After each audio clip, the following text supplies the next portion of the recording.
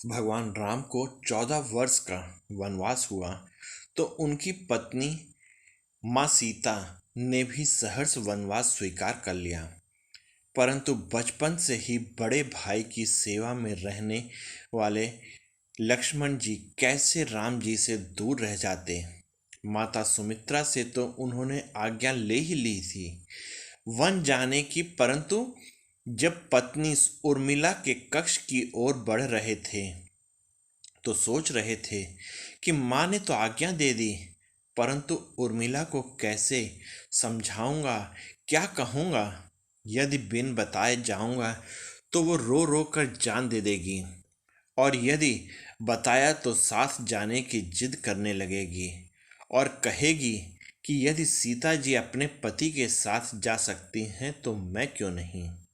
यही सोच विचार करके लक्ष्मण जी जैसे ही अपने कक्ष में पहुंचे तो देखा कि उर्मिला जी आरती का थाल हाथ में लेकर खड़ी थीं और बोली, आप मेरी चिंता छोड़ प्रभु की सेवा में वन में जाओ, मैं आपको नहीं रोकूंगी।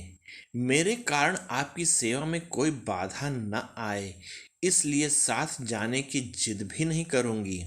लक्ष्मण जी को कहने में संकोच हो रहा था, परंतु उनके कुछ कहने से पहले ही उर्मिला जी ने उन्हें संकोच से बाहर निकाल दिया। वास्तव में यही पत्नी का धर्म है। पति संकोच में पड़े उससे पहले ही पत्नी उसके मन की बात जानकर उसे संकोच से बाहर कर दे। पत्नी का इतना त्याग और प्रेम देखकर लक्ष्मण जी भी रो पड़े। उर्मिला जी ने एक दीपक जलाया और विनती की कि मेरी इस आस को कभी बुझने नहीं देना। लक्ष्मण जी तो चले गए, परंतु 14 वर्ष तक उर्मिला ने एक तपस्विनी की भांति कठोर तप किया।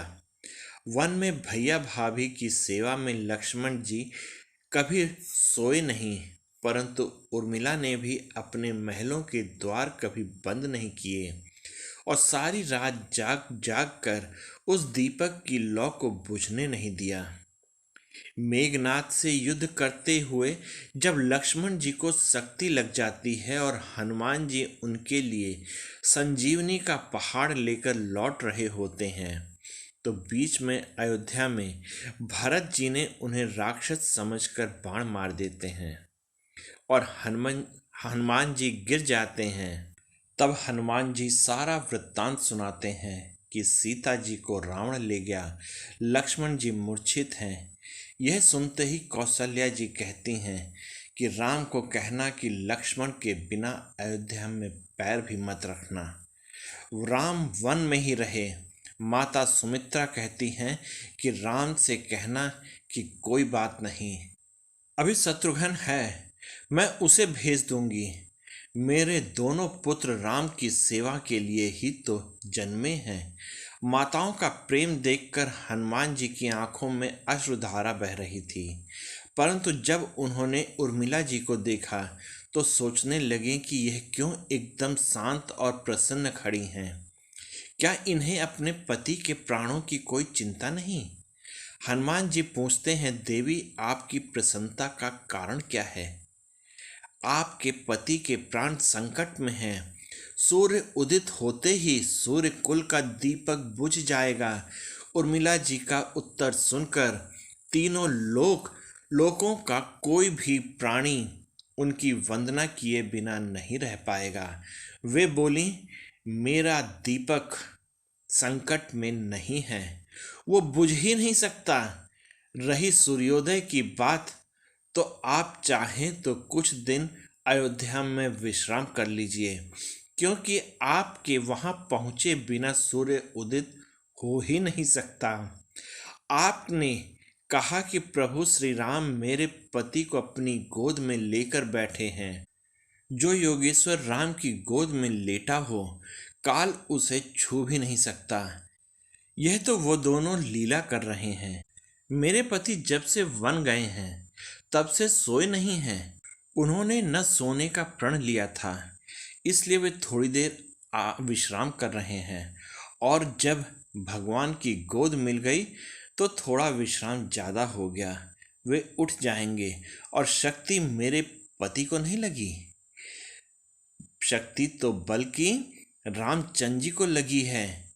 मेरे पति की हर श्वास में राम है, हर धड़कन में राम, उनके रोम रोम में राम है, उनके खून की एक बूंद में राम है। और जब उनके शरीर और आत्मा में ही सिर्फ राम है तो शक्ति राम जी को लगी है, दर्द राम जी को ही हो रहा है। इसलिए हनुमान जी आप निश्चिंत हो जाएं, सूर्य उदित नहीं होगा।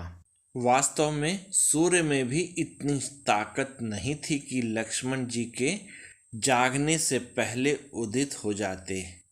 एक पतिव्रता तपस्विनी का तप उनके सामने खड़ा था और मेघनाथ जी को लक्ष्मण जी ने नहीं, अयोध्या में बैठी एक तपस्विनी उर्मिला ने मारा। राम राज्य की नींव जनक की बेटियां ही थीं, कभी सीता तो कभी उर्मिला। भगवान राम ने तो केवल राम राज्य का कलश स्थापित किया, परंतु वास्तव में राम राज्य इन सब के प्रेम, त्याग, समर्पण, बलिदान से आया है। हरि अनंत हरि कथा अनंता, कहीं सुनहि बहुविधि सब संता। जय सिया राम। आप सब लोगों को ये कहानी कैसी लगी कृपया कमेंट करके मुझे बताइएगा, और आप सब लोग इस कहानी में मेरे साथ बने रहे इसके लिए आप सबका बहुत बहुत धन्यवाद। और जय हिंद दोस्तों।